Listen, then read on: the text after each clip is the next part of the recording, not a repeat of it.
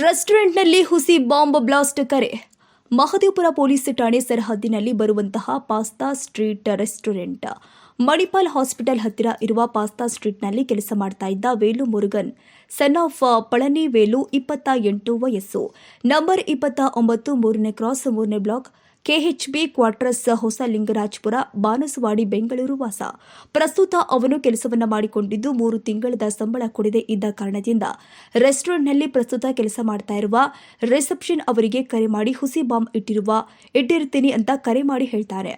ಪೊಲೀಸರಿಗೆ ಮಾಹಿತಿ ಬಂದ ತಕ್ಷಣ ಕೂಲಂಕುಷವಾಗಿ ವಿಚಾರಣೆ ಮಾಡಿ ನಂತರ ಅವನನ್ನ ಠಾಣೆಗೆ ಕರೆತಂದು ವಿಚಾರಣೆ ಮಾಡಿದಾಗ ನನಗೆ ಸಂಬಳ ಕೊಡದೆ ಇದ್ದ ಕಾರಣದಿಂದ ಈ ರೀತಿ ಮಾಡಿದ್ದೇನೆ ಅಂತ ಒಪ್ಪಿಕೊಂಡಿದ್ದಾನೆ.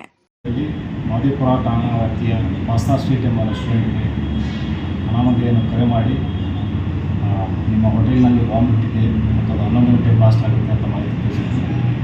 ಆ ಮಾಹಿತಿ ಬಂದ ತಕ್ಷಣ ಮಹದೇವಪುರ ಇನ್ಸ್ಪೆಕ್ಟರು ಸ್ಥಳಕ್ಕೆ ಭೇಟಿ ನೀಡಿ ಮತ್ತು ಎಲ್ಲ ನಮ್ಮ AC ಟೀಮು ಮತ್ತು VDDS ಟೀಮ್ಗಳನ್ನು ಪರಿಶೀಲನೆ ಮಾಡಿ ಯಾವುದೇ ಆ ಥರ ವಸ್ತುಗಳು ಪತ್ತೆಯಾಗಿರುವುದಿಲ್ಲ. ಇದಕ್ಕೆ ಸಂಬಂಧಪಟ್ಟಂತೆ